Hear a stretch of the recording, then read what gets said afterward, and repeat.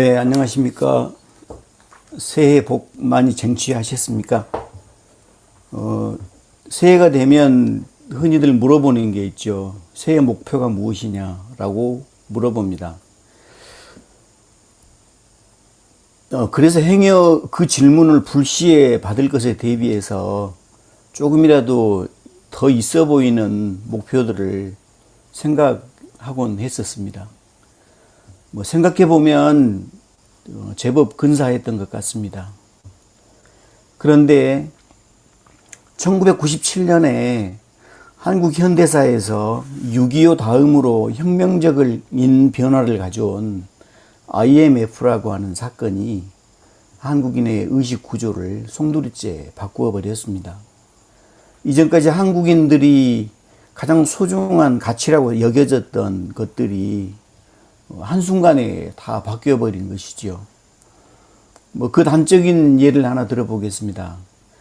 IMF를 극복하고자 그 모든 국민들이 그때 금모으기라는 것을 해서 장롱 속에 꼭꼭 감춰두었던 그 아이들의 돌반지, 결혼반지 이런 것들을 빼다 모은 일이 있었습니다. 그때 제가 어느 고등학교 교사였는데 그때 하루에도 수십 번씩 공무원이나 직장인들 사이에서 구호가 하나 들려주곤 했었습니다. 고통분담이라고 하는 말이었습니다. 그래서 그 고통분담에 동참하자 해가지고 직장인들이 상여금을 반납하기도 했었고요. 그때 당시에 그 교사들도 여러분 혹시 아시는 분도 있을지 모르겠습니다.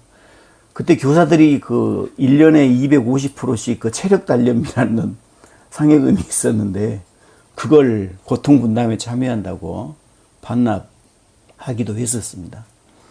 이렇게 온 국민들이 그 눈물겨운 노력을 해갈 때 어느 날 텔레비전에 광고 하나가 떴습니다.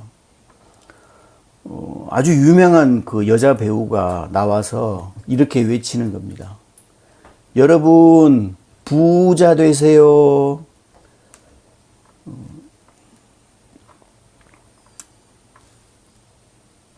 아마 BC카드 광고였던 것 같습니다.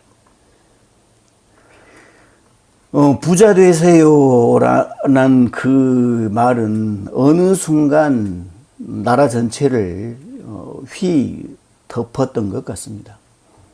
집들이, 결혼식, 개업 등등 각종 행사 때는 물론이고 심지어 새해에 건네는 덕담과 또 목표가 되어버렸던 것 같습니다. 돈이 전부인 시대가 되어버린 것이죠. 저는 오늘 아둘람 모임의 담화를 준비하면서 새해 첫 주일에 감히 여러분께 묻고 싶습니다. 2026년에 혹시 여러분이 붙잡아야 할 everything, 모든 것이라고 생각하는 그것은 과연 무엇입니까? 또 이 한 해 동안 우리가 버려버려야 할 것, 놓아버려야 할 것, nothing, 그것은 무엇입니까? 이 두 가지 같이 대답하기 쉬울 것 같지만 매우 어렵습니다.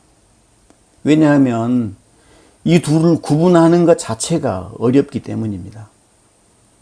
혹시 여러분 눈치를 채신 분이 계실지 모르겠는데 오늘 제 담화의 제목 Nothing and Everything, 이 제목은 Kingdom of Heaven이라고 하는 영화에서 가져왔습니다. 그 리얼리티를 중요하게 생각하는 리들리 스콧의 감독의 그 아주 대작이죠. 2차 십자군 이후에 예루살렘 왕국을 탈환하려는 이슬람의 영웅 살라딘과 또 예루살렘을 지키려고 하는 영주 발리앙의 이야기입니다. 치열한 전투가 벌어지죠.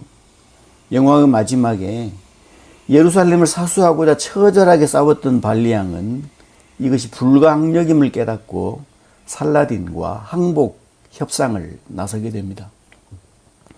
자신들이 성을 내주는 대신에 뭘 우리에게 주겠느냐. 그때 이슬람의 영웅 살라딘이 이렇게 말하죠. 예루살렘 성 안에 있는 모든 사람들이 너희들이 원하는 기독교 세계로 안전하게 빠져나갈 수 있도록 안전을 보장해 주겠다.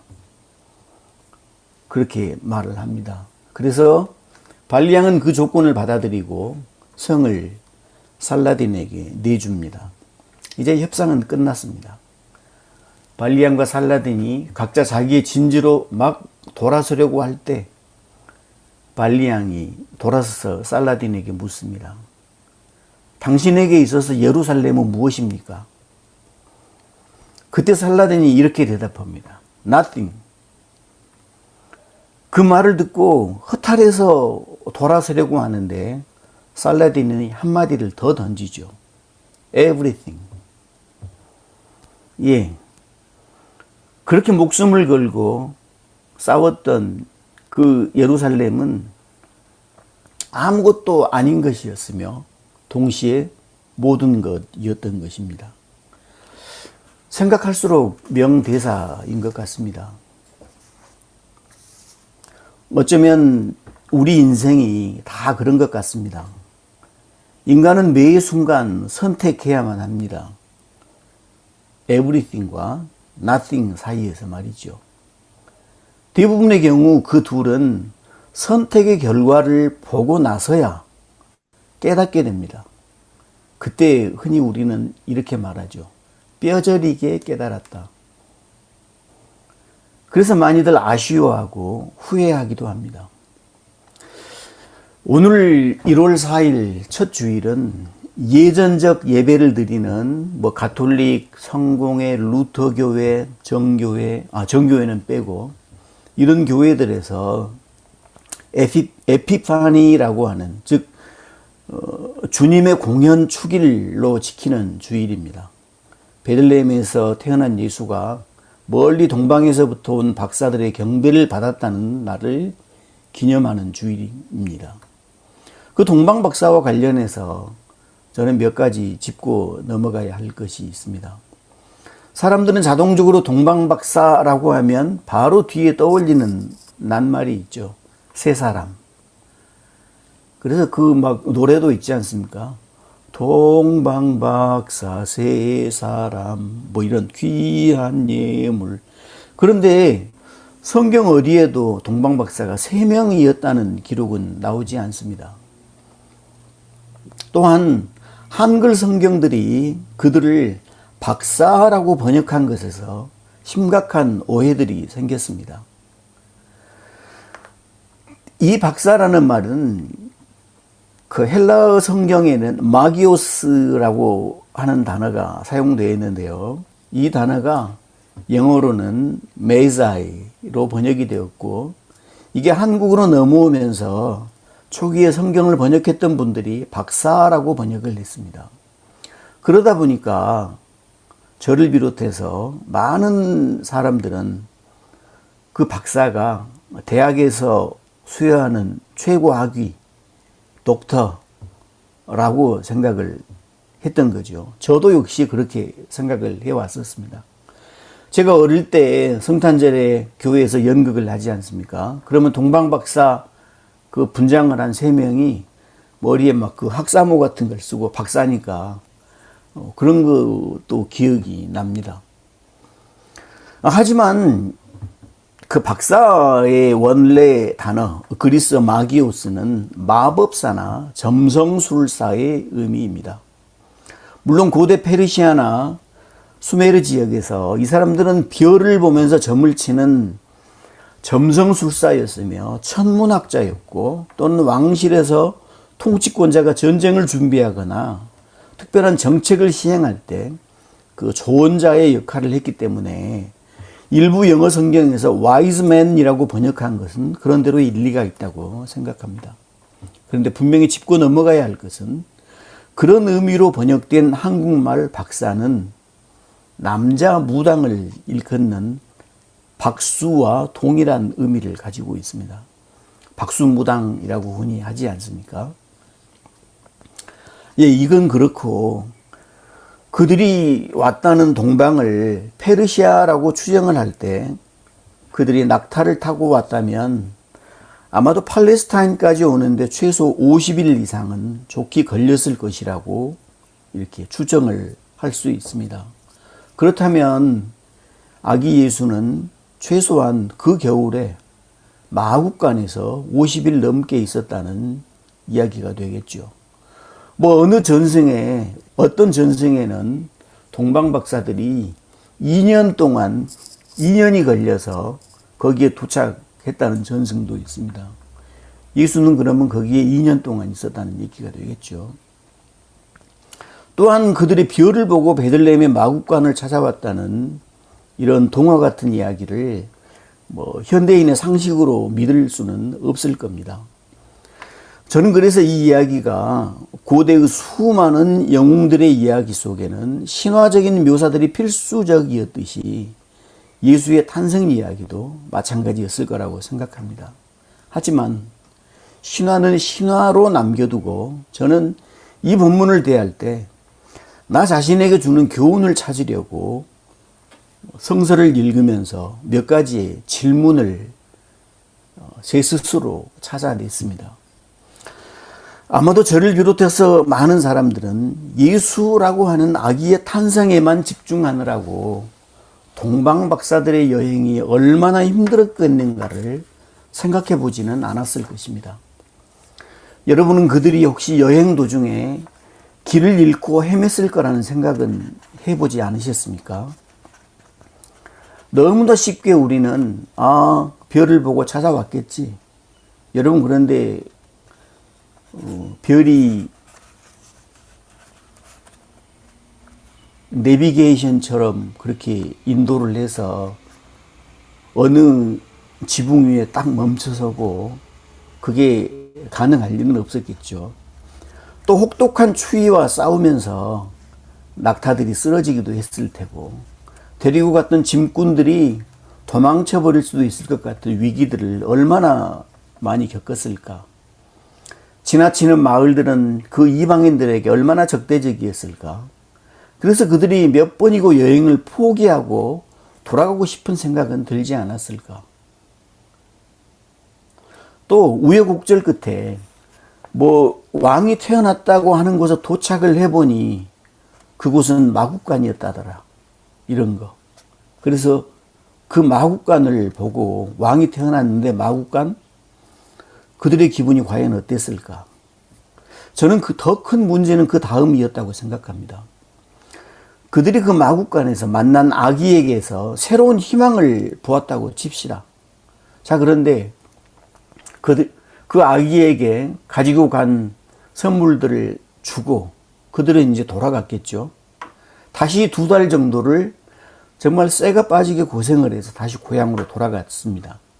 자, 그렇다면 그들은 자신이 보았던 그 희망과 도저히 어울리지 않는 자신들의 현실을 보면서 얼마나 많은 갈등과 고뇌를 겪었을까요? 저는 그래서 제가 오늘 그 성경 본문을 택하지 않고 이 황무지라고 하는 시로 잘 알려진 T.S. 엘리엇이 쓴 동방박사의 여정이라는 시를 선택을 했습니다. 왜냐하면 이 시가 바로 그런 부분을 우리에게 제시하고 있기 때문입니다. 시인은 그 동방박사들이 겪었던 갈등, 이것을 한마디로 이렇게 표현하죠. 그것은 탄생이었을까? 아니면 죽음이었을까? 제 생각에 그들이 목격한 아기의 탄생은 어쩌면 옛 세계의 죽음, 옛 신앙, 옛 질서, 옛 자아의 종말을 의미했을 것입니다.